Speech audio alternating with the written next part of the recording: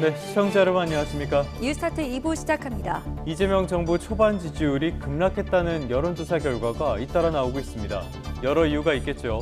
대통령실은 결과를 무겁게 받아들인다면서 분위기 반전을 꾀하고 있는데요. 막상 정책도 집권 여당도 이런 모습들은 이런 위기감과는 거리가 멀어 보입니다.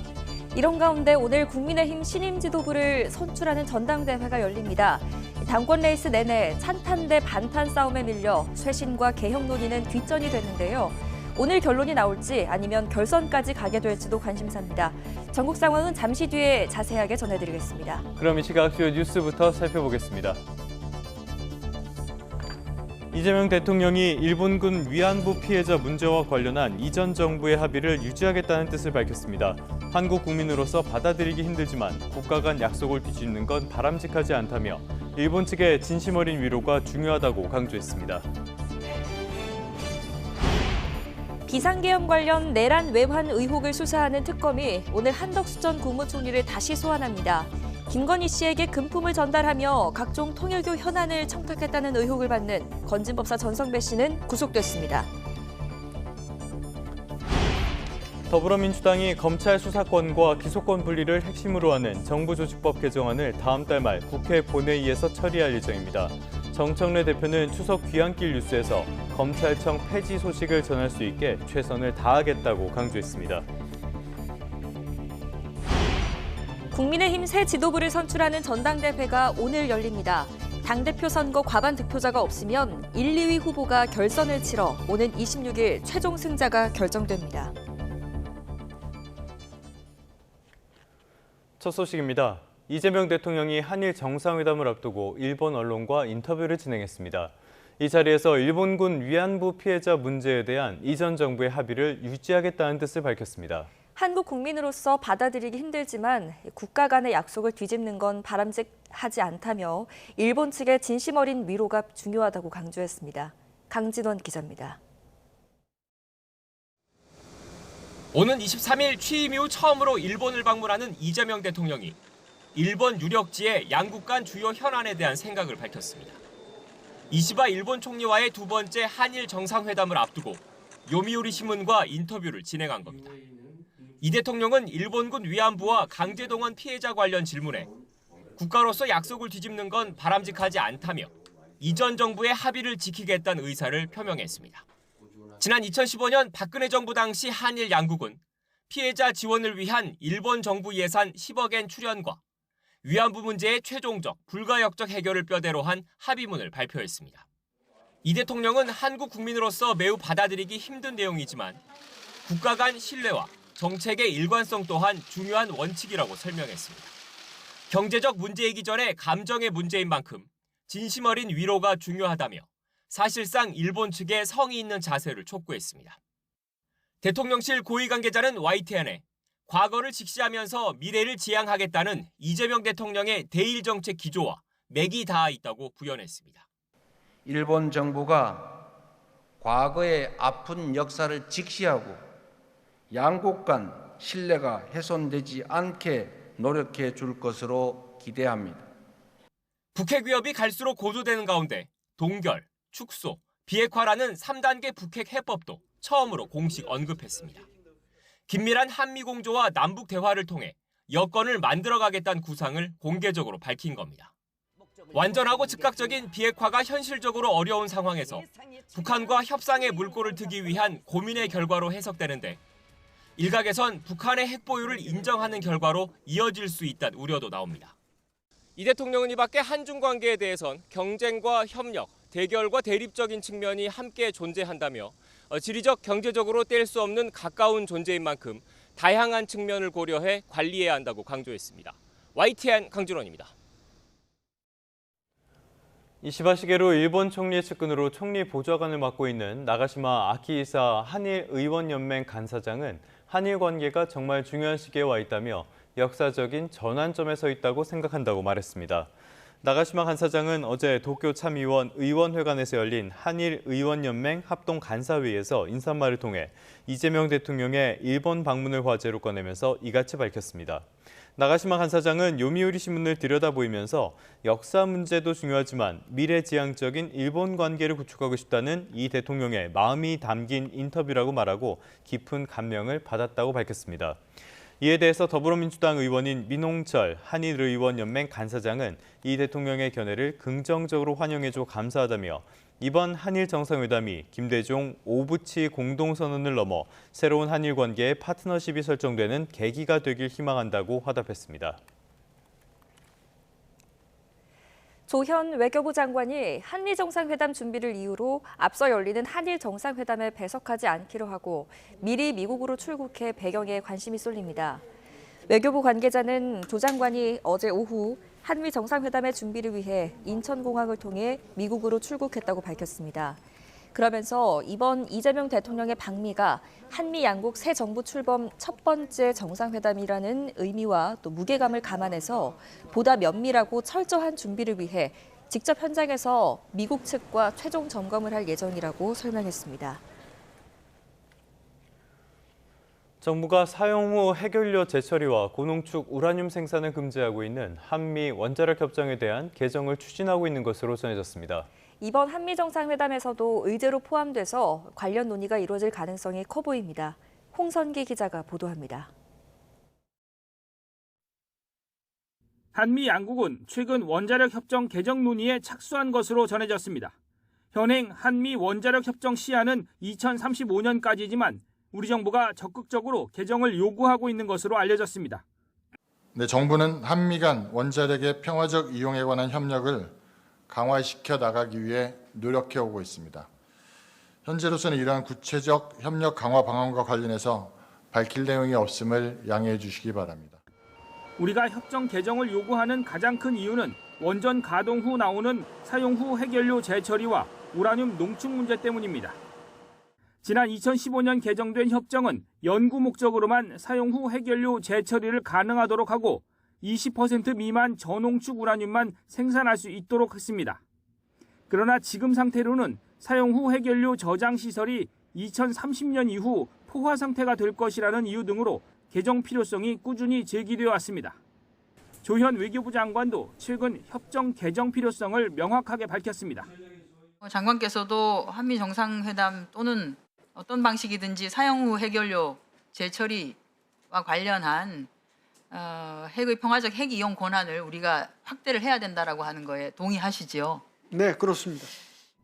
그러나 미국이 시한이 10년이나 남은 협정 개정에 적극적일지는 미지수입니다.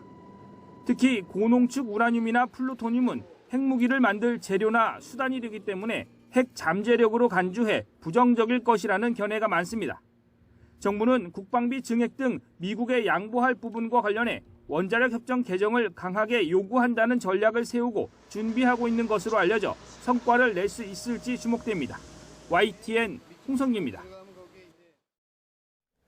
이재명 대통령과 트럼프 대통령의 첫 정상회담에 국내 기업 총수를 포함한 15명이 경제사절단으로 동행합니다. 이번 한미 정상회담 경제사절단에는 최태원 대한상공회의소 회장과 류진 한국경제인협회 회장을 비롯해 이재용 삼성전자 회장, 정의선 현대차그룹 회장, 구광모 LG그룹 회장 등이 포함됐습니다. 경제사절단은 조선부터 반도체와 원전 등 전방위적인 경제 협력을 통해 한미 동맹 강화를 뒷받침한다는 계획입니다. 다음 소식입니다. 사상자 7명이 발생한 청도 열차 사고. 이 사고는 코레일의 안전관리 소홀로 일어난 인재일 가능성을 보여주는 흔적이 속속 드러나고 있습니다. 합동 감식을 마친 경찰은 코레일 측의 과실 여부를 수사하고 있습니다. 김근우 기자입니다. 청도 열차 사고 작업자들은 좌측 통행인 열차와 같은 방향으로 같은 선로 주변에서 이동했습니다.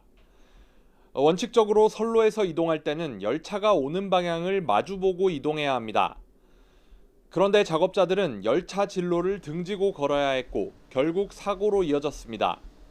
레일의 길이는 155cm가 됩니다. 그리고 기차 본체는 한 280이 돼요. 그래 실질적으로 더 많이 좀 튀어나와 있죠, 그죠? 그러다 보니까 아마 사고가 났을 충격이 있었지 않았을까 이렇게 생각하고 있습니다.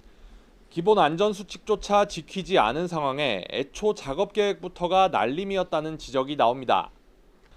열차를 차단하고 선로를 횡단하거나 다른 입구를 이용했어야 한다는 겁니다.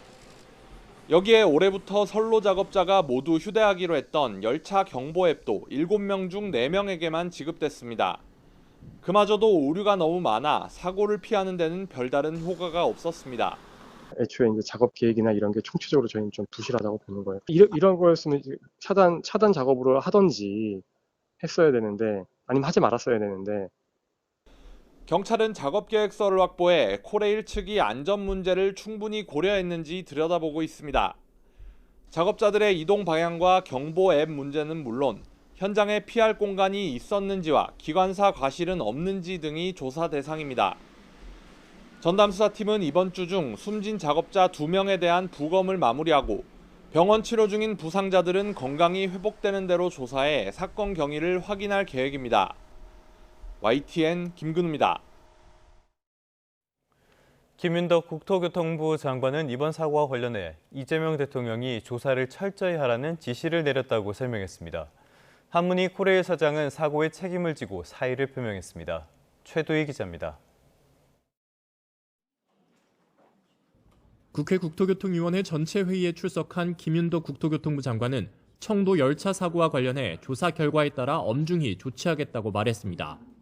이번 사고와 관련해 이재명 대통령이 어떤 지시를 했느냐는 질의에는 조사를 철저히 해 진상을 파악하라는 지시를 받았다고 답변했습니다. 일각에서 제기된 이 대통령 책임론에 대해서는 과장됐다며 반박했습니다. 사건 조사 철저히 진상을 파악하라는 지시를 했고요. 법과 원칙에 따라 진행할 수 있도록 잘 살피라는 지시를 받았습니다. 그 좋은 말씀을 왜 국민 앞에 안 하실까요? 이 대통령이 민간에 적용하는 논리면 코레일 100% 지분 보유한 정부의 수장이 대통령이 책임져야 한다고 생각합니다. 어떻게 생각하십니까? 그건 좀 과장이 있다고 생각합니다. 사고를 당한 용역업체 작업자들이 추가 업무를 갑자기 맡아 사고가 난 게 아니냐는 지적에 대해서는 국토부도 조사 대상이라며 말을 아꼈습니다. 하청업체가 기존에 정해진 업무에다가 계획에도 없던 지시까지 서둘러서 수행해야 되는 입장에 놓였다고 그러던데, 이렇게 된 것은 어떻게 그 원인과 이러한 문제가 발생한 것에 대한 그 심각한 요인들은 파악이 됐나요? 사고가 발생 왜 했는지에 대한 매우 구체적인 과정에 대해서는 사실상 국토부에서 할 수 있는 게 없습니다. 저희가 이걸 만약에 개입해서 파악하려고 했을 경우에는 자칫 사고 원인에 대해서 왜곡시키거나, 용역업체가 코레일로부터 추가로 지시받은 업무에 투입된 경위와 관련해 정정래 코레일 부사장은 집중 호우로 긴급히 점검해야 할 필요성 때문에 68개소를 기간 연장하고 1억 원을 추가했다고 해명했습니다. 이런 가운데 한문희 코레일 사장은 사고 발생에 대해 유가족과 국민께 깊이 사과드리고 무거운 책임을 통감한다며 사고 현장에서 사의를 표명했습니다. 한 사장은 윤석열 정부 시절인 지난 2023년 7월 코레일 사장에 취임했는데 임기는 내년 7월 23일 만료될 예정이었습니다. YTN 최두입니다. 어제 저녁 서울 마포구 홍대 입구역 근처에서 택시가 건물로 돌진해 3명이 다쳤습니다. 광주광역시 북구에서는 오피스텔에 불이 나 4명이 병원에 옮겨졌습니다. 밤사이에 있었던 사건 사고 소식 김희영 기자가 정리했습니다. 건물 밖 구조물에 비스듬히 올라가 있는 택시 한 대. 차 밑에서 빠져나온 남성은 한동안 몸을 일으키지 못합니다. 소방차가 와가지고 뒤로 가더니 이제 운전기사 빼내고, 그다음에 이제 그 치료 넘어진 사람 응급 처치해가지고 바로 실려가고. 어제 저녁 6시 40분쯤 서울 마포구 서교동 골목길에서 60대 남성이 몰던 택시가 갑자기 돌진해 길을 걷던 40대 남녀를 치고 상점 외벽을 들이받은 사고가 발생했습니다. 사고가 난 카페 앞입니다. 찌그러지고 일부 떨어져 나가기까지 한 외벽이 사고 당시 충격을 고스란히 보여줍니다. 택시기사는 술이나 약물에 취한 상태는 아니었습니다. 급발진을 주장하지도 않아 경찰은 정확한 경위를 파악하기 위해 CCTV 영상 등을 조사하고 있습니다. 밤 11시쯤엔 광주광역시 북구의 한 오피스텔 건물에서 불이 나 20여 분 만에 꺼졌습니다. 방 안에 있던 여성 1명이 1도 화상을 입고 주민 3명이 연기를 마셔 병원으로 옮겨졌습니다. 소방은 에탄올 램프를 사용하다가 불이 났다는 신고 내용을 토대로 화재 원인을 조사할 방침입니다. 동탄역에선 650여 명이 탄 상행선 SRT 열차 한 대가 브레이크 이상으로 멈춰서 후속 열차 20여 대가 줄줄이 지연되는 일도 있었습니다.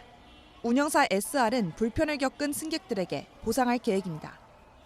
끝없는 무더위가 이어지는 가운데 부산 해운대구에선 1,500세대 아파트의 전기가 저녁부터 한밤중까지 끊겨 주민들이 큰 불편을 겪었습니다.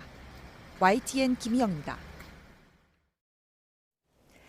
이재명 대통령과 더불어민주당 지도부가 검찰의 수사 기소 분리를 정부조직법 개정안에 추석 전까지 담기로 했습니다. 당정대 사이 일부 혼선이 있긴 했지만 추석 전에 검찰개혁을 완료한다는 틀을 지키면서 세밀한 조율은 추석 이후로 넘기기로 한 겁니다. 김다현 기자입니다. 검찰청을 폐지하고 중대범죄수사청과 공소청을 신설하는 내용을 담은 정부조직법 개정안을 더불어민주당이 추석 전에 처리하기로 가닥을 잡았습니다. 일단 수사권과 기소권을 분리할 수 있도록 얼개부터 짜놓고 구체적인 조직 운영 방안 등은 후속 입법에 나서겠다는 구상입니다. 수사, 기소 분리는 형사, 사법 체계상 대변혁이고 70년 넘게 끊임없이 제기되었던 숙제이고 앞서 정청래 대표의 속도전에 대통령실과 총리실, 당 원내지도부까지 온도차를 보이며 엇박자 논란이 제기됐는데 이재명 대통령과 민주당 지도부 만찬을 계기로 이 같은 혼선을 수습한 겁니다. 민주당은 정 대표가 공언한 대로 추석 연휴를 앞둔 다음 달 25일 국회 본회의에서 정부조직법 개정을 추진하겠다고 강조했습니다. 구체적인 시점까지 못 박으며 다시 검찰개혁에 박차를 가하는 모습인데 민주당에선 가속 페달을 밟아야겠다며 의지를 다지기도 하고 원팀 결의가 이루어졌다며 안도하는 기류도 읽힙니다. 디테일과 그리고 속도전을 잘 조화시킨 것으로 봐야 된다고 생각합니다. 문재인 정부 법무부 장관 출신 육선 추미애 의원이 신임 법제사법위원장으로 선출된 것도 민주당으로선 기회입니다. 검찰과 언론 그리고 사법개혁 과제를 완수하라는 국민의 명령으로 받아들이고 있습니다. 국민의힘은 민주당의 몰아치기에 개혁의 탈을 쓴 정치 보복, 법치 파괴 시도라고 공세 수위를 끌어올리며 대응에 나섰습니다. 피고인 신분의 대통령이 직접 검찰 죽이기를 시도하는 모습은 국민 눈에는 그저 사적 보복이자 사적 방탄으로 비춰질 뿐입니다. 검찰개혁이 워낙 예민하고 국민의 삶에 미치는 영향이 큰 만큼 디테일에 신경 써야 한다는데 여야 사이 이견이 없습니다. 민주당 정청래 지도부가 속도전과 함께 섬세한 개혁까지 완수할 수 있을지 주목됩니다. YTN 김다현입니다. 네, 국민의힘 새 지도부를 선출하는 전당대회가 오늘 열립니다. 결선 투표로까지 갈 것이냐, 간다면 구도는 어떻게 이루어질 것이냐 관심이 쏠리는데요. 일단 탄핵 반대 주자끼리의 2파전 가능성이 거론되는데 막판 중도 보수층의 찬탄파 후보로의 결집 여부가 변수입니다. 박희재 기자입니다. 반탄 김문수 장동혁, 찬탄 안철수 조경태. 단일화 없이 4파전 구도로 전개되면서 과반 득표자 없이 상위 2명이 다시 맞붙는 결선 투표 가능성도 그만큼 커졌습니다. 당 안팎에선 김문수, 장동혁, 반탄 주자 2명의 결선행에 무게를 싣는 기류가 감지됩니다. 실제로 최근 여론조사에서 당대표 적합도를 물었더니 지지층 가운데선 장동혁 후보가 33%, 김문수 후보가 30%로 이강 구도를 형성했습니다. 혼자서 50%를 넘는다는 것은 쉬운 일이 아니라고 봅니다. 현재로서는 장동혁 후보가 유력하지 않습니까? 지금 누가 당을 혁신할 수 있을 것인지가 국민의힘의 관건입니다. 정치 생명을 연장하기 위한 것이 아니라 정치 생명을 걸고 나왔기 때문에 당을 혁신할 수 있습니다. 안철수, 조경태 두 찬탄 후보는 당 쇄신을 바라는 중도 개혁 성향의 당원에 막판 결집에 기대를 거는 분위기입니다. 팬덤을 보유한 한동훈 전 대표의 의중 역시 관심인데 특정 후보에 대한 지지를 직접 거론하진 않은 만큼 서로 환심이 자신에게 있다며 친한계 표심에 호소하고 있습니다. 다만 두 후보의 단일화가 무산된 점은 최소 2위 내로 들어야 하는 결선행에 있어 악재로 꼽힙니다. 우리 당 내에서 불법 비상계엄을 옹호하는 세력들을 한 명도 남김없이 낱낱이 뿌리 뽑겠다 하는 것이 저의 의지고 저의 신념입니다. 무도한 이재명 정권의 행동으로 맞서는 단 한 사람, 무너진 국민의힘을 다 살릴 단 한 사람, 이제는 안철수입니다. 민주당의 각종 쟁점 법안 입법 드라이브와 조여오는 특검 수사망 등 여야의 강대강 대치 속에 치러지는 이번 전당대회. 경쟁 구도가 막판까지 윤석열 전 대통령과 계엄, 탄핵을 둘러싼 공방으로 흐르면서 이번 전당대회 이후에 분열을 우려하는 목소리도 적지 않습니다. YTN 박희재입니다.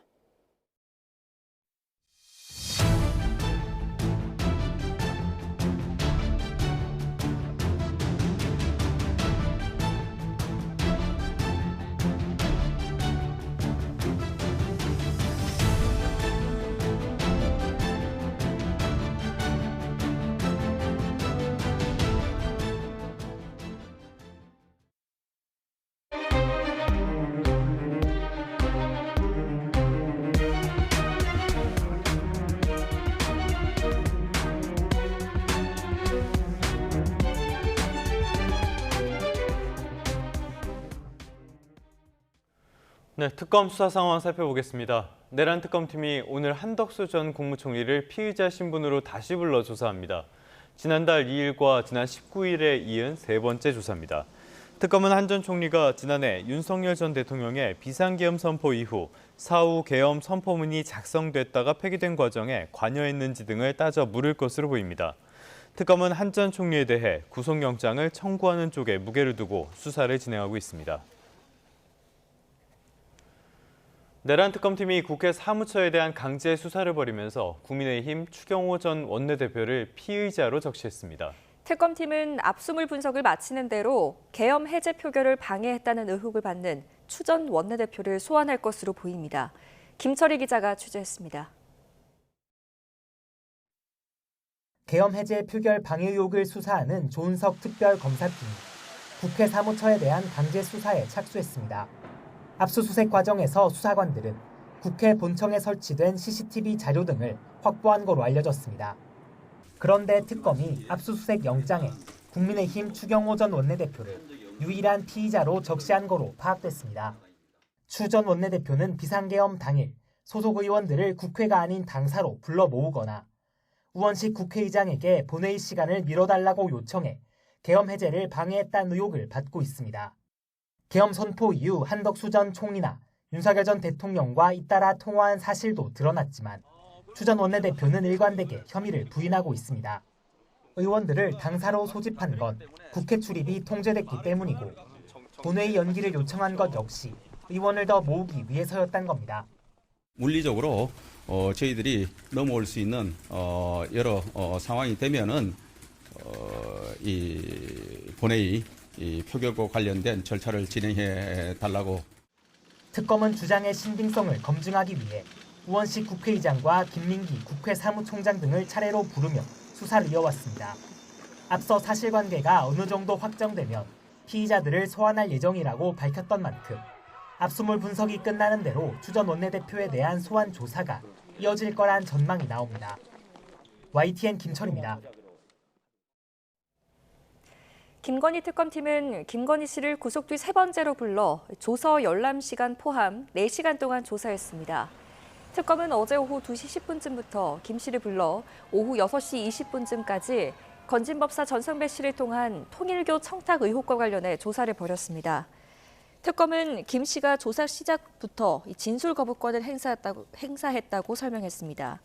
질문지는 100여 장을 준비했다고 밝혔는데 조사에서는 절반 정도밖에 소화하지 못한 것으로 전해졌습니다. 특검은 또 김 씨에 대해 내일 오전 10시에 재소환을 통보했습니다. 김건희 씨에게 금품을 전달하면서 각종 통일교 현안을 청탁했다는 의혹을 받는 건진법사 전성배 씨가 구속됐습니다. 서울중앙지방법원은 증거를 없앨 우려가 있다며 전 씨의 구속영장을 발부했습니다. 전 씨는 이미 구속된 윤영효 통일교 전 세계 본부장으로부터 통일교 현안 청탁을 위해 명품 가방과 다이아몬드 목걸이 등을 받아 김건희 씨에게 전달한 혐의를 받습니다. 검찰이 관봉권 띠지 분실과 관련해 정식 수사에 돌입했습니다. 정성호 법무장관이 진상 파악을 지시하고 대검찰청이 감찰에 착수한 지 사흘 만인데요. 수사가 어디까지 이어질지 관심입니다. 우종훈 기자입니다. 검찰이 건진법사 전성배 씨 자택에서 발견된 관봉권 띠지를 분실한 서울 남부지방검찰청 수사관 등을 입건했습니다. 대검찰청 김윤용 감찰 3과장을 팀장으로 하는 조사팀이 정식 수사에 나선 겁니다. 정성호 법무부 장관 지시에 따라 대검찰청이 감찰에 착수한 지 사흘 만입니다. 지난해 12월 서울 남부지검은 김건희 씨에게 통일교 청탁을 전달한 혐의로 전성배 씨 집을 압수수색하며 1억 6천만 원이 넘는 현금을 발견했습니다.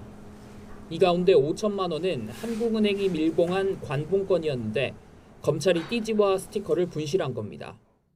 집회 검수 날짜와 담당자 정보가 담긴 띠지와 스티커는 자금 출처를 수사하는 데 주요 단서가 될 수밖에 없습니다. 담당자가 압수한 현금을 확인하며 돈만 챙기고 띠지와 스티커는 실수로 폐기했다는 해명은 논란을 키웠습니다. 조사팀은 입건된 수사관을 상대로 구체적 경위와 조사 후 보고 과정 등 사실관계를 파악할 전망입니다.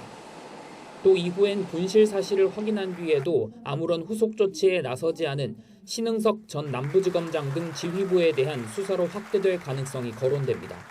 YTN 우종훈입니다. 최상병 특검팀이 수사 기간을 30일 연장하기로 했습니다. 이른바 3특검 가운데 가장 먼저 기한을 늘린 사례로 다음 달 29일까지 수사할 수 있게 됐습니다. 조성호 기자입니다. 이명현 특별검사팀은 지난달 2일 공식 출범해 최상병 사건 관련 수사에 착수했습니다. 60일째인 오는 30일이 1차 수사 기한입니다. 특검팀은 다음 달 29일까지 수사 기간을 한 차례 늘리기로 했습니다. 아직 압수물 분석 및 추가 조사가 필요한 사항들이 상당 부분 남아있고 참고인 및 피의자로 불러 조사해야 할 대상자가 많이 남아있어서 특검은 정해진 기한 안에 수사를 마치기 어려우면 두 차례에 걸쳐 30일씩 연장할 수 있습니다. 처음 연장할 땐 만료 사흘 전까지 대통령과 국회에 서면 보고해야 하고 또 한 번 연장하려면 대통령 승인이 필요합니다. 윤석열 전 대통령 부부를 겨냥해 지금 가동되고 있는 이른바 3특검 가운데 첫 연장 사례입니다. 특검팀은 최상병 순직, 수사 외압 의혹 등은 기초 사실관계 상당 부분을 확인했지만 관계자들 진술로 확인할 게 많다고 밝혔습니다. 구명로비 의혹의 경우 수사 초기 단계라 해야 할 일이 많다며 다음 주 중 대통령과 국회에 연장 사유를 보고할 예정이라고 설명했습니다. 이런 가운데 특검은 윤 전 대통령의 경로를 회의 자리에서 목격한 뒤 이종섭 전 장관 등 주요 인물 4명에게 전달했다는 취지의 임기훈 전 대통령실 국방비서관 진술을 최근 확보했습니다. 이번 주에만 외압 의혹의 핵심인 유재은 전 국방부 법무관리관을 3차례 부르는 등 수사의 고삐를 늦추지 않고 있습니다. 최상병 특검에 이어 1차 기한이 다음 달 종료되는 내란 특검과 김건희 특검 역시 적어도 한 차례는 활동 기간을 연장할 거란 관측이 나옵니다. YTN 조성호입니다. 경찰이 문재인 전 대통령의 배우자 김정숙 여사의 옷값에 청와대 특수활동비가 사용됐다는 의혹에 대해 혐의가 없다고 최종 판단하고 사건을 종결했습니다. 수사를 시작한 지 3년 5개월 만에 나온 결론입니다. 강민경 기자가 전해드립니다. 김정숙 여사의 옷값 논란이 불거진 건 문재인 정부 임기 말이었던 지난 2022년 3월입니다. 김 여사가 문 전 대통령 재임 기간 청와대 특수활동비를 이용해 수십 벌의 고가 옷을 샀다는 의혹이 야권의 중심으로 제기된 겁니다. 퇴임을 40일 앞두고 불거진 김정숙 여사의 옷값 논란. 옷값의 특수활동비 전용 의혹은 안타깝고 민망합니다. 논란이 커지자 한 시민단체가 김 여사를 고발했는데 경찰은 지난달 말 국고 손실과 횡령 혐의가 없다며 불송치 결론을 내리고 사건을 종결했습니다. 수사가 시작된 지 약 3년 5개월 만인데 그간 정치권은 지지부진한 사실 공방을 벌여왔습니다. 임기 종료 이후에 그 사들인 그 장신구, 그다음에 옷, 핸드백이 있으면 핸드백, 신발 이 모든 걸 다 반환해야 되는 것은 아닌가. 아무런 근거도 없이 흑색 선전에 가까운 논란을 부추기는 행태가 벌어지고 있으니 참으로 개탄스럽습니다. 경찰은 윤석열 전 대통령 탄핵 뒤인 지난 5월부터 대통령 기록관을 압수수색하고 당시 청와대 직원들을 조사하며 적극적으로 수사를 하기 시작했습니다. 앞서 검찰도 지난 2월 김 여사의 외유성 출장과 이른바 샤넬 재킷 의혹에 대해 무혐의 처분을 내리며 사건을 마무리 지었습니다.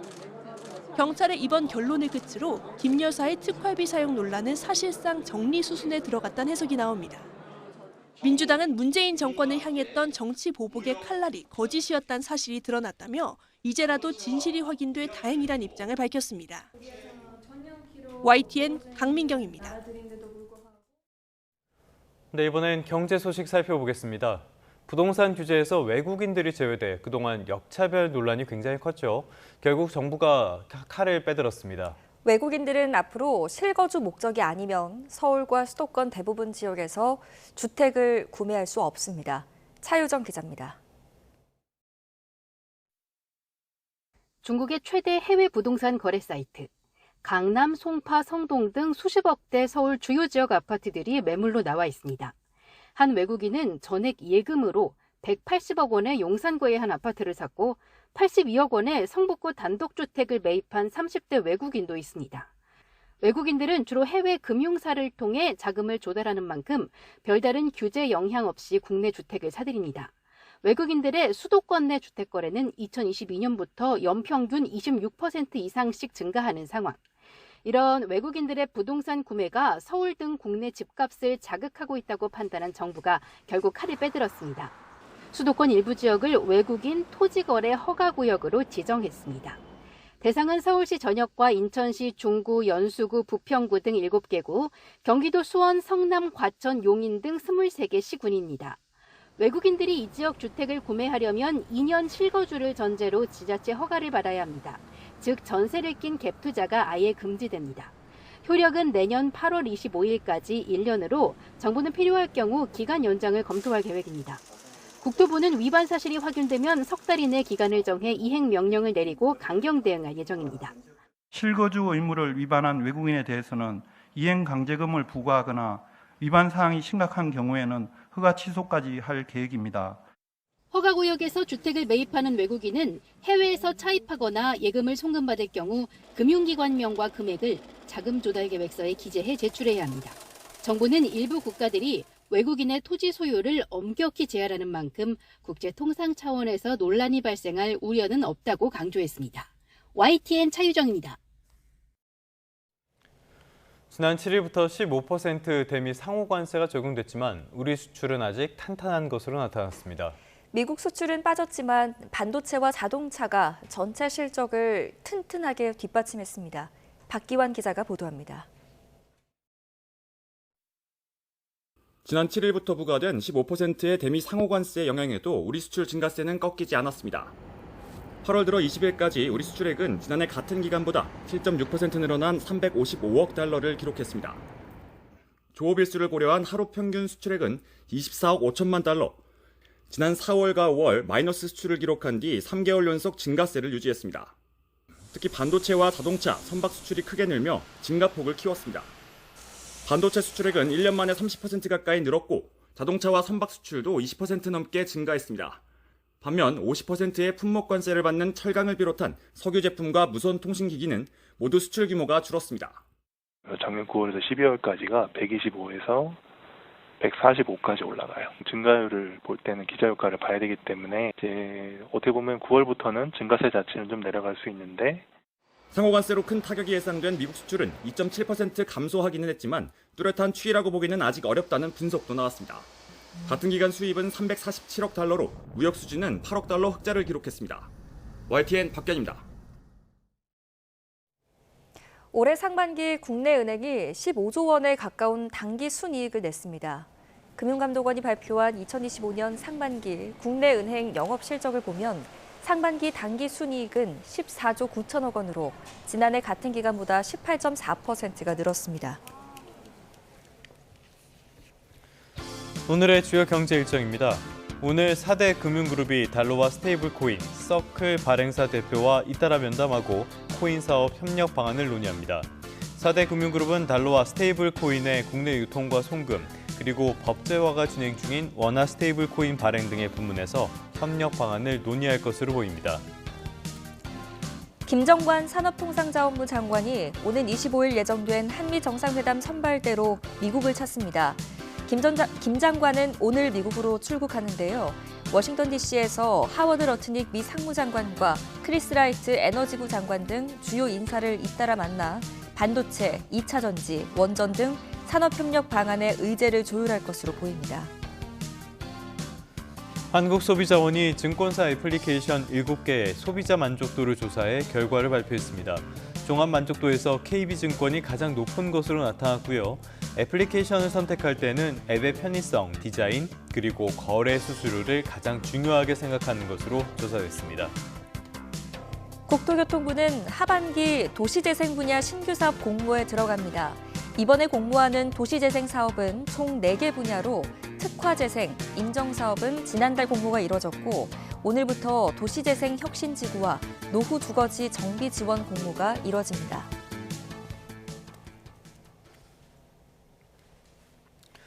네, 경기 용인시 오피스텔 지하주차장에서 30대 여성이 숨진 채 발견돼 경찰이 용의자를 쫓고 있습니다. 용의자는 강원도 홍천으로 달아나 행방이 묘연한 상태입니다. 유서연 기자입니다. 붉은색 경광등을 켠 구급차에서 구급대원들이 내려 분주하게 움직입니다. 새벽 5시 45분쯤 경기도 용인의 한 오피스텔 지하 주차장에 여성이 흉기에 찔린 채 쓰러져 있다는 신고가 접수됐습니다. 피해 여성은 지하 4층 주차장에서 발견됐는데 이미 숨진 상태였습니다. 발자국 이쪽 저쪽에 피 발자국. 이게 내려오는 길이 다 사초네. 주차장 CCTV 분석 결과 용의자는 30대 남성으로 특정됐는데 지하 3층에서부터 피해자를 따라가 범행한 것으로 전해졌습니다. 사건이 벌어진 현장입니다. 남성은 피해 여성에게 흉기를 휘두른 뒤 차량을 타고 도주했습니다. 경찰은 남성이 앙심을 품고 피해 여성을 찾아와 범행한 것으로 의심하고 있습니다. 범행 직후 렌터카를 몰고 달아난 남성은 강원도 홍천에 차량을 버리고 사라졌습니다. 네, 4시 반이라고 그래요, 그때가. 차 치울 때가. 그런 생각을 도저히 못 해보고 살았으니까 처음이지요, 뭐. 경찰은 렌터카와 흉기 등을 미리 준비한 점을 바탕으로 계획 범행에 무게를 두고 있습니다. 경찰은 남성을 검거하는 대로 자세한 범행 경위를 조사할 계획입니다. YTN 유서연입니다. 서울경찰청 기동순찰 때는 암호화폐를 구매하면 수익을 낼 수 있다고 속여 170억 원대 돈을 가로챈 혐의를 받는 60대 남성 A씨를 체포했습니다. 다단계 회사 총책이던 A씨는 지난 2018년부터 1년 동안 1,300여 명에게 암호화폐를 사면 수익을 낼 수 있다고 속여 177억 원가량을 가로챈 혐의를 받습니다. 지난 2020년 지명 수배된 뒤 5년가량 도피 생활을 이어왔는데 그제 오전 서울 신림역 근처에서 담배꽁초를 무단 투기했다가 단속하러 온 경찰관에게 덜미가 붙잡혔습니다. 밤낮 없이 무더운 날씨가 이어지면서 지치기 쉬운 요즘입니다. 전국적으로 폭염특보가 유지 중인 가운데 오늘도 전국이 푹푹 찌겠는데요. 현재 기온 보시면 곳곳에서 열대야 기준인 25도를 웃돌고 있습니다. 현재 서울 기온 26.3도, 강릉 26.9도, 전주는 26.4도를 보이고 있습니다. 낮 기온도 35도 안팎까지 오르겠습니다. 서울 한낮 기온 33도, 대전 35도, 대구는 36도까지 치솟겠습니다. 오늘은 전국 하늘에 구름만 다소 지나겠지만 남부와 제주도에는 오후부터 저녁 사이 5에서 60mm의 요란한 소나기가 지나겠습니다. 주말인 내일은 더위가 물러난다는 절기처서입니다. 하지만 절기가 무색하게 주말 내내 무더운 날씨가 이어지겠고요. 일부 지역으로는 소나기가 지날 전망입니다. 날씨였습니다.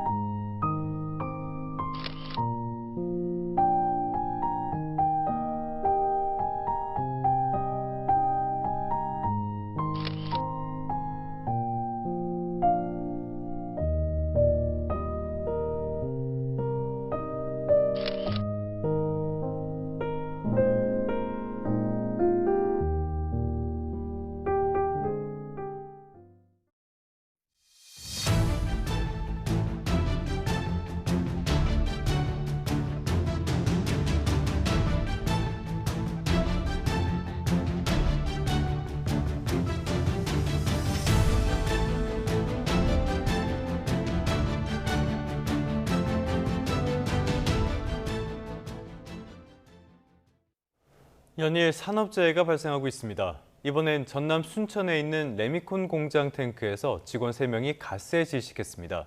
심정지 상태로 발견된 2명이 결국 숨졌습니다. 고용노동부와 경찰은 사고 경위를 파악해서 중대재해처벌법 위반 혐의 적용 여부를 검토할 계획입니다. 나현올 기자입니다. 레미콘 공장 구조물 외벽을 굴착기가 뜯어내자 간이 탱크가 모습을 드러냅니다. 탱크 내부에서 작업자 3명의 연락이 두절됐다는 신고가 접수된 건 오후 1시 30분쯤. 사고가 난 탱크는 구조 과정에서 이렇게 눕혀졌는데 입구가 매우 좁습니다. 이 때문에 119 대원들이 내부에 있는 작업자들을 구조하는데 많은 시간이 걸렸습니다. 탱크 내부에 있던 작업자 3명은 소방당국에 차례로 구조됐습니다. 하지만 심정지 상태로 이송된 2명은 결국 숨졌고 나머지 1명은 호흡과 맥박이 있는 상태였습니다. 사고는 탱크를 청소하는 과정에서 벌어졌습니다. 작업자 1명이 탱크에서 의식을 잃자 또 다른 직원 2명이 구하러 들어갔다가 함께 사고를 당한 것으로 추정됩니다. 먼저 한 분이 작업하러 들어갔는데 떨어져가지고 또 추가로 들어가시고 세 분이 들어가셨답니다. 그래서 그렇게 요구조자가 3분이 발생하게 된 겁니다. 사고가 난 탱크 안에서는 기준치 이상의 황화수소와 이산화탄소가 확인됐습니다. 가스에 질식했거나 중독된 것으로 추정되는데 소방당국은 작업자들이 산소통 등을 착용하지 않은 데 무기를 두고 있습니다.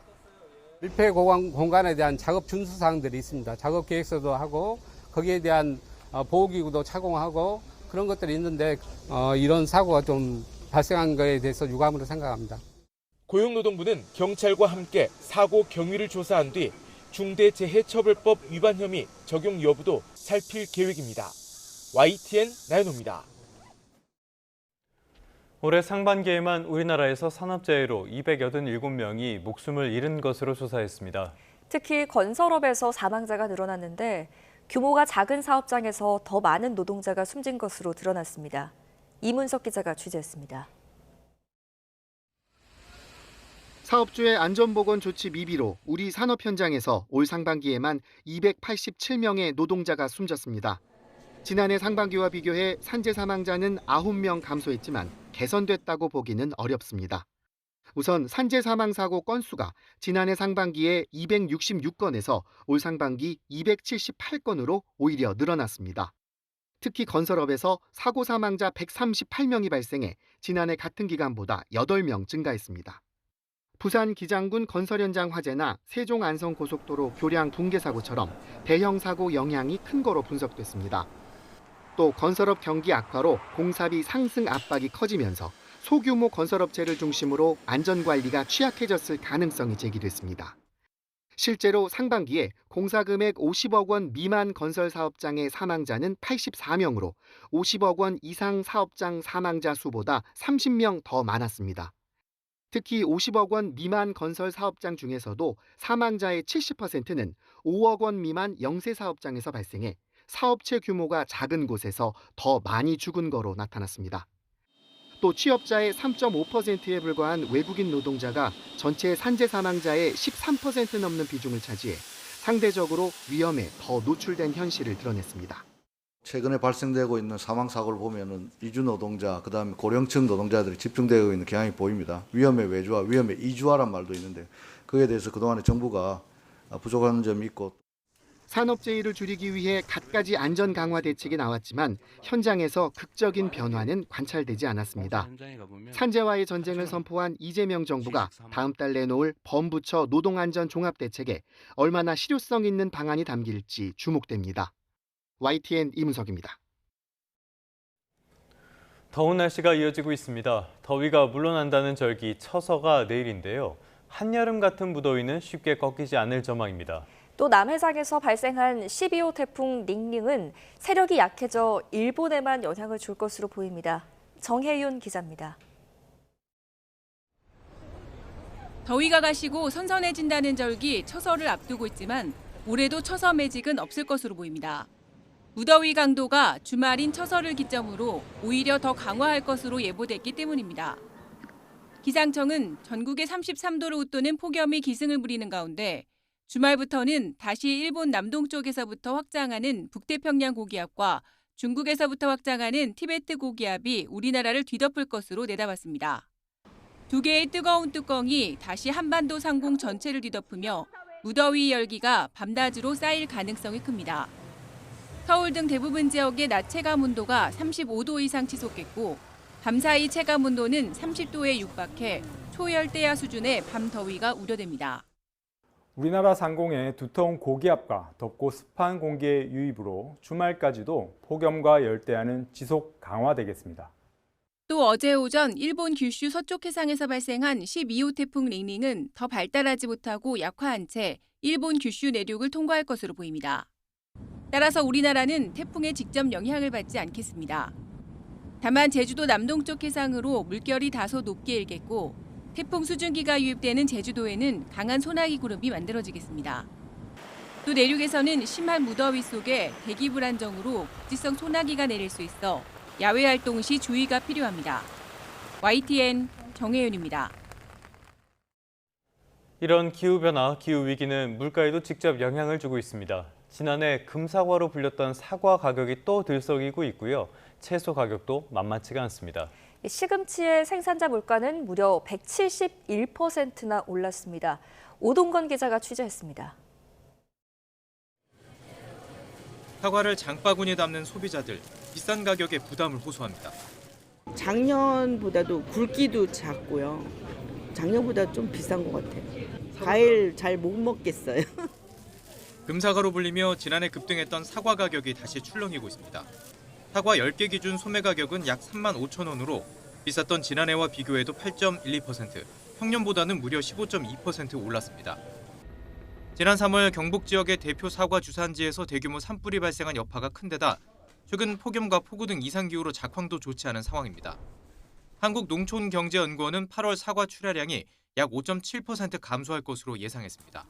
저장 사과가 다 소진되고 홍로, 부사가 나오기 전이라 사과 공백기가 이어지는 와중에 추석 전까지 물량이 풀리지 않아 당분간 공급 부족은 이어질 것으로 보입니다. 추석이 지난해보다 늦어지면서 출하도 다소 지연되고 있습니다. 그러나 9월과 추석 성수기에는 출하가 본격화되면서 사과 공급량이 전년보다 늘어날 것으로 전망됩니다. 폭염과 폭우 등에 따른 공급 부족은 채소도 마찬가지입니다. 지난달 농림수산품 생산자 물가는 전월 대비 5.6% 상승했습니다. 특히 농산물이 8.9% 올랐고 이 가운데 시금치가 무려 171%, 배추는 51% 껑충 뛰었습니다. 여기에 계절적인 요인으로 축산물 생산자 물가도 올랐습니다. 7월 전체 생산자 물가 지수는 0.4% 올랐는데 크게 오른 농축산물이 전체 상승을 주도한 것으로 분석됩니다. 생산자 물가는 한두 달의 시차를 두고 소비자 물가에 반영되는 만큼 식탁 물가가 또다시 출렁일 수 있다는 우려가 커지고 있습니다. 서울 지역을 기준으로 냉면과 삼겹살 같은 대표적인 외식 물가가 오른 것으로 집계된 가운데 이상기후가 작황에도 영향을 주면서 전반적인 식품 물가 관리에 어려움이 예상됩니다. YTN 오동건입니다. 국제 소식 살펴보겠습니다. 뉴욕 항소법원이 트럼프 대통령에게 내려진 벌금 7천억 원을 취소 판결했습니다.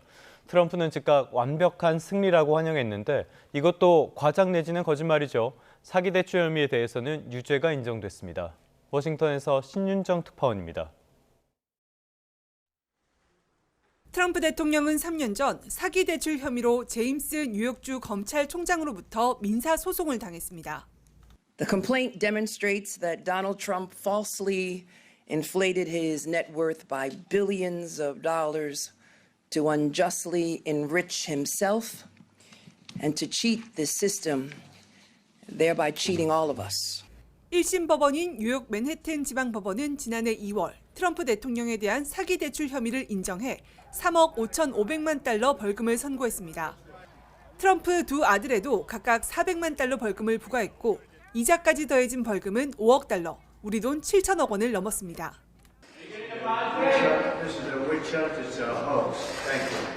그러나 지난해 공탁금을 크게 낮춰줘 트럼프를 재산압류 위기에서 구해준 뉴욕 항소법원이 1년 반 만에 또 한 번 트럼프의 우호적인 판결을 내렸습니다. 트럼프와 두 아들에게 내려진 벌금이 과도한 벌금 부과를 금지한 미국 수정헌법 제8조를 위배한다며 모두 취소하라고 한 겁니다. 다만 트럼프 대통령 등의 사기 혐의를 인정한 1심 유죄 판결은 유지했고 두 아들이 수년간 기업 경영진으로 활동하는 것을 금지했습니다. 트럼프 대통령은 판결 뒤 곧바로 소셜미디어에 글을 올려 완전한 승리라며 기뻐했습니다. 뉴욕주 검찰이 제기한 소송 자체를 정치적 마녀사냥, 선거 개입이라고 거듭 주장했습니다. 뉴욕타임스는 이날 판결에 대해 트럼프에게는 재정적 승리를, 제임스 총장에게는 중대한 타격을 줬다고 평가했습니다. 그러면서 트럼프 대통령에 대한 사기 혐의가 인정된 것에 대해선 재임 중인 미국 대통령에 대한 수치라고 비판했습니다. 트럼프 대통령은 일단 막대한 벌금을 피했지만 제임스 검찰총장이 상고 방침을 밝히면서 사기 혐의 유무죄는 대법원에서 최종 결론 날 전망입니다. 워싱턴에서 YTN 신윤정입니다. 러시아가 푸틴 대통령과 젤렌스키 우크라이나 대통령의 정상회담과 관련해 젤렌스키 대통령의 정당성이 먼저 해결돼야 한다고 주장했습니다. 젤렌스키 대통령은 정상회담보다 우크라이나의 안전 보장이 먼저라고 맞받았습니다. 신경전이 정말 만만치가 않습니다. 한상옥 기자입니다. 러시아가 정상회담과 관련해 젤렌스키 우크라이나 대통령의 정당성을 거론했습니다. 젤렌스키 대통령이 지난해 5월 임기가 만료되고도 계엄을 이유로 선거를 미루고 있어 법적 정당성에 문제가 있다는 겁니다. И, конечно, при понимании, что когда и если дело, надеюсь, когда дело дойдет до подписания будущих договоренностей, то будет решен вопрос о легитимности персоны, которая будет подписывать эти договоренности с украинской стороной. 젤렌스키 대통령은 동맹국들이 우크라이나 안전 보장 방안에 합의한 뒤에야 푸틴 대통령과 회담할 수 있다고 밝혔습니다. 안전 보장에 윤곽이 합의되면 양자 회담을 할 수 있는데 회담 장소는 러시아 모스크바가 아닌 유럽의 중립국이어야 한다고 덧붙였습니다. 이런 가운데 러시아가 현지 시간 20일 밤부터 21일 새벽 사이 우크라이나 전역에 드론 수백 대를 동원한 공습을 퍼부으면서 한 명이 숨지고 여러 명이 다쳤습니다. 미국의 민간업체도 순항미사일 공격을 받았습니다. 610 прилетів до нас, знає, чи снаряд, чи уламок. Якщо можете повернути камеру, то тут потім буде все видно. Я думаю, ви якийсь посади різко. Ми тут, власне, ще й переховуємося в тому. Ми якраз 3 години час під метро тут переховувалися, а потім перейшли в спальню з дружиною і 2 хлопчиками, там півроку і 3 роки в спальню. І за 7 хвилин воно прямо перелетіло в тамбур, як ви бачите. 젤렌스키 대통령은 우크라이나와 러시아 양측이 추가 전투를 준비 중이라고 경고했습니다. 정상회담 비관론 속에 전쟁은 끝이 보이지 않습니다. YTN 한상옥입니다. 티베트 자치주 설립 60주년 행사에 시진핑 국가주석이 국가주석의 자격으로 처음으로 참석했습니다. 티베트 망명정부를 지원해온 인도와의 화해 분위기 속에 지배력을 과시했습니다. 베이징에서 강정규 특파원입니다. 티베트의 상징 포탈라궁 앞 광장에 2만 명이 운집했습니다. 시진핑 주석 한 명의 사진이 마오쩌둥을 비롯한 선대 지도자 5명을 합쳐놓은 그림과 대등하게 걸렸습니다. 시 주석이 연단에 입장하자 의장대의 오성홍기 개양식과 함께 중국 국가가 연주됩니다. 升国旗，唱国歌。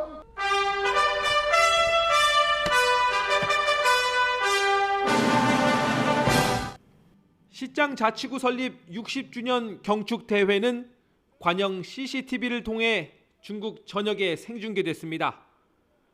특히 역대 10년 단위 기념식에 중국 국가주석이 직접 참석한 건 이번이 처음입니다. 시진핑 대신 연설에 나선 왕후닝 정협주석은 시장은 중국의 영토이자 내정이라고 못 박았습니다. 不容任何外部势力干涉，一切分裂祖国、破坏西藏稳定的图谋都注定失败。 시 주석의 이번 방문은 티베트 불교 지도자 달라이 라마의 후계 문제가 공론화된 가운데 이루어졌습니다. 이른바 환생 후계자 지명권을 두고 중국 당국과 티베트 망명정부 사이 주도권 다툼 성격입니다. 최근 왕이 외교부장이 티베트 망명정부를 지원해온 인도를 방문한 시점과도 맞물렸습니다. 관세 전쟁 와중에 미국과 사이가 틀어진 인도가 앙숙이었던 중국과 다시 손을 잡은 겁니다. 티베트 독립을 지지하던 미국이 중국의 시장 통치에 쐐기를 박는 듯한 모양새를 만들어준 셈입니다. 베이징에서 YTN 강정규입니다. 전북 전주시의 대표 도심 숲인 건지산 자락에 고층 아파트 건설이 추진되자 주민과 환경단체가 반발하고 있습니다. 전주시가 도시공원 일몰제에 제대로 대응하지 못했다는 책임론까지 거셉니다. 윤지아 기자입니다. 울창한 숲과 호수, 습지가 어우러진 건지산. 편백과 화백 숲길을 따라 걷다 보면 도심 속에서도 수달, 맹꽁이 같은 멸종 위기종을 만날 수 있는 곳입니다. 여기는 진짜 힐링 코스고 정말 없어지면 절대 안 되고 정말 건지산이 시내 중심지에 있다는 것은 누구도 어느 사람도 다 좋아하고 하지만 이 일대에 고층 아파트 건설이 추진되면서 논란이 일고 있습니다. 핵심은 도시공원 일몰제 종료에 따른 지자체 대응의 적절성. 도시공원 일몰제는 지자체가 사유지를 공원 부지로 지정했더라도 20년 안에 매입하지 않으면 개발이 가능해지는 제도입니다.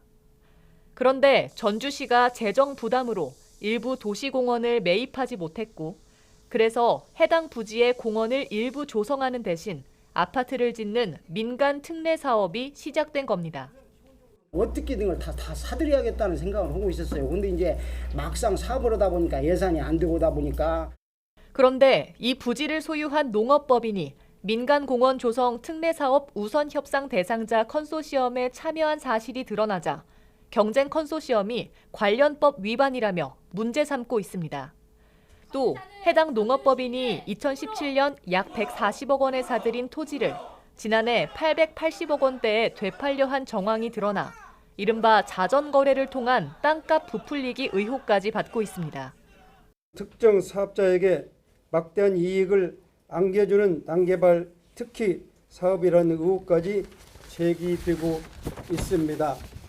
논란이 커지자 전주시는 개발 비율과 규모도 확정된 건 없다며 조정 가능성을 열어뒀습니다.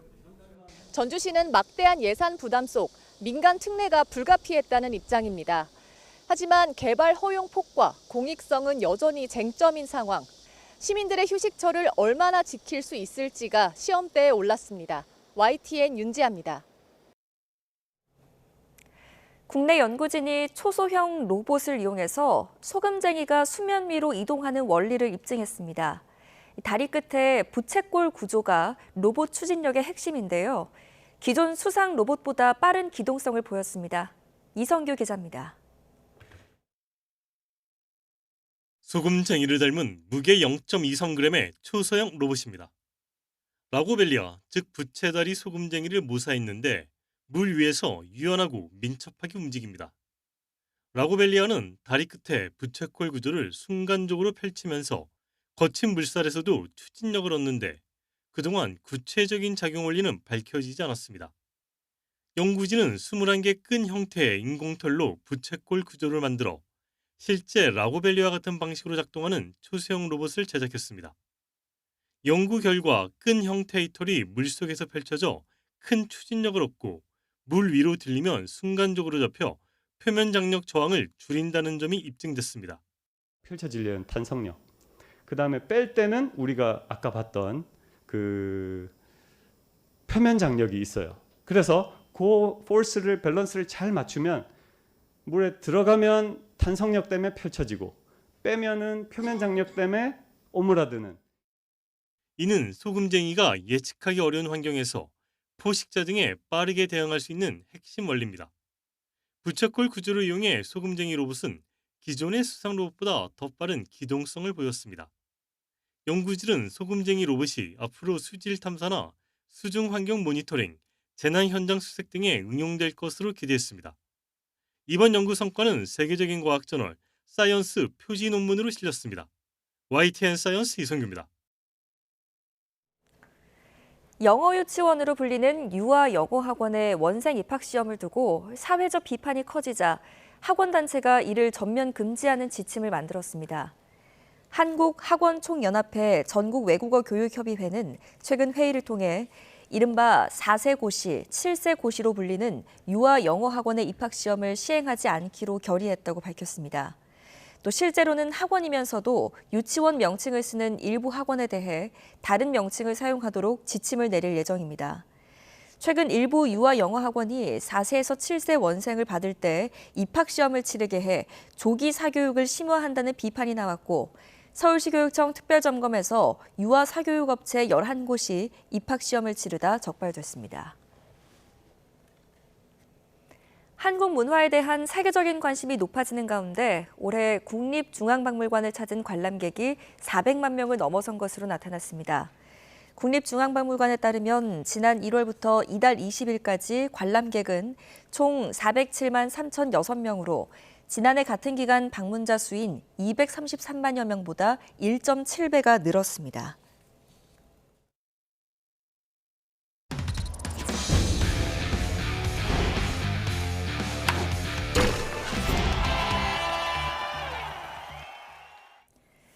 금요일 스포츠 뉴스입니다. 프로야구 두산이 기아에 이어 한화에도 스윕에 성공하며 7연승을 달렸습니다. 박계범이 류현진을 상대로 말로 홈런을 터뜨렸는데 이제 5위에도 3경기 차로 따라붙었습니다. 이경재 기자입니다. 2대2로 맞선 7회 초 양의지와 박준순이 연속 안타로 기회를 만듭니다. 안재석의 번트는 절묘하게 투수와 3루수 사이에 떨어지며 주자는 말루. 박계범은 류현진의 초구인 커브를 제대로 노려쳐 담장 밖으로 날려보냈습니다. 2회 적시타에 이어 혼자 5타점. 16일 기아전 이후 5일 만에 선발로 내보낸 벤치 작전이 보기 좋게 맞아떨어졌습니다. 컨트롤이 좋기도 했고 초구를 잡으러 들어올 것도 알았기 때문에 일단 인플레이 타고 만드는 게 중요해서 초구부터 좀 비슷하면 돌려보자 했는데 그게 좀 맞아떨어졌던 것 같습니다. 선발 잭 로그의 6이닝 2실점 5투를 더해 6대3으로 승리한 두산은 7연승을 질주하며 어느새 5위에 3경기 차까지 따라붙었습니다. 한화는 연패가 5경기까지 이어졌습니다. SSG는 6회까지 무실점으로 마운드를 지킨 앤더슨과 2안타 3타점을 올린 최정을 앞세워 KT의 7대1로 승리하고 3위를 지켰습니다. NC는 7회 김주원의 역전 투런 포함 8회 성우철의 결승 투런포 등 홈런 5방을 터뜨리며 4연승을 달리던 삼성을 7대5로 꺾었습니다. 최주환의 석점 홈런 등 초반 타선이 폭발하며 3회까지 10점을 뽑아낸 키움은 나성범과 위즈덤의 홈런 등으로 거센 추격을 펼친 기아를 11대10 한 점 차로 물리쳤습니다. 5회까지 6대5로 끌려가다 6회에 넉 점을 추격한 LG는 7회 오스틴과 문보경의 연속타자 홈런으로 동점을 만들었습니다. 6점의 리드를 지키지 못한 롯데는 결국 6대6으로 비겨 10연패를 끊어내지 못했습니다. YTN 이경재입니다. 출산율 저하와 학교 스포츠 붕괴로 인해 위기에 직면한 한국 농구에 대형 유망주가 나타났습니다. 아직 만 14살도 되지 않은 중학교 1학년 학생인데 벌써 키가 2m에 육박하고 있습니다. 미래가 기대되는 고현곤 선수를 허재원 기자가 만나봤는데요. 고현곤 선수의 인터뷰 보시고 스포츠 뉴스는 다음 주에 돌아오겠습니다. 짧게 자른 머리에 아직은 앳된 얼굴. 2011년 10월에 태어나 아직 만 14살도 안 됐지만 키는 벌써 198cm입니다. 중학교 1학년 현곤이는 한국 농구를 대표하는 선수가 되겠다는 꿈을 꾸고 있습니다. 샤키로닐이나 자미로니 같은 한국 농구의 센터를 대표할 수 있는 그런 선수가 되고 싶습니다. 농구를 시작한 지 이제 1년밖에 되지 않았지만 벌써 프로팀들이 고현곤을 주목하기 시작했고 서울 SK가 일찌감치 연고지명 선수로 점찍었습니다. 이렇게 피지컬이 좋은 학생이 농구로 또 접하게 돼서 굉장히 기분 좋고 현곤이가 그 연고지명 선수로 SK에 입단할 때까지 제가 좀 있었으면 좋겠습니다. 네. 키 198cm에 양쪽 팔을 펼친 너비는 2m가 넘습니다. 아직도 키는 자라고 있는데 가파른 성장 속도에 맞게 체중과 골격 등 신체 균형도 이상적입니다. 실제로 딱 옆에서 보니까 더 위압감도 있고 생긴 거와 다르게 근육도 있는 것 같고 참 앞으로가 좀 기대되는 것 같습니다. 한국 농구를 대표하는 빅맨 오세근과 직접 겨뤄본 경험은 고형곤에게 잊지 못할 기억으로 남았습니다. 확실히 프로는 다른 것 같아요. 중학교 선수들이랑 했을 때보다 더 잘 버티시고 더 빡센 것 같아요. 향후 한 5년 안에 국가대표를 책임지는 10년 이상 책임지는 그런 선수가 됐으면 좋겠습니다. 내년부터는 본격적으로 엘리트 선수의 길을 걷게 될 고형곤과 함께 한국 농구의 미래도 밝게 빛나고 있습니다. YTN 허정원입니다. 8월 하순에 접어들었지만 더위의 기세는 여전합니다. 현재 서울 기온은 26.3도로 아침부터 공기가 후텁지근한데요. 이 열기는 고스란히 낮더위로 이어지겠습니다. 여기에 강한 볕과 함께 습도도 높아서 더위로 인한 불쾌감이 상당할 것으로 보이는 만큼 온열 질환에 유의해 주시기 바랍니다. 자세한 지역별 현재 기온부터 살펴보겠습니다. 지난 밤 사이에도 도심과 해안을 중심으로 열대야가 나타난 곳이 많은데요. 현재 서울 기온 26.3도, 강릉 26.9도, 광주는 26도를 보이고 있습니다. 낮 기온도 대부분 35도 안팎까지 올라 무척 덥겠습니다. 서울 한낮 기온 33도, 대전 35도, 대구는 36도가 예상됩니다. 오늘도 전국 하늘에 구름만 다소 지나며 비교적 맑은 날씨가 이어지겠습니다. 다만 자외선 지수가 높음에서 매우 높음 수준까지 치솟겠습니다. 또 오후부터 저녁 사이 남부와 제주도에는 5에서 많게는 60mm의 소나기가 지나겠고요. 기습적인 비가 벼락과 돌풍을 동반하며 내리겠습니다. 주말인 내일은 더위가 물러난다는 절기 처서입니다. 하지만 절기가 무색하게 주말 내내 무더운 날씨가 이어지겠고요. 일부 지역으로는 소나기가 지날 전망입니다. 오늘 아침까지 내륙 일부 지역으로는 다소 짙은 안개가 끼겠습니다. 차간 거리를 넉넉히 두는 등 출근길 안전운전하시기 바랍니다. 지금까지 YTN 윤수빈입니다. 뉴스타트 3부 잠시 뒤에 계속됩니다.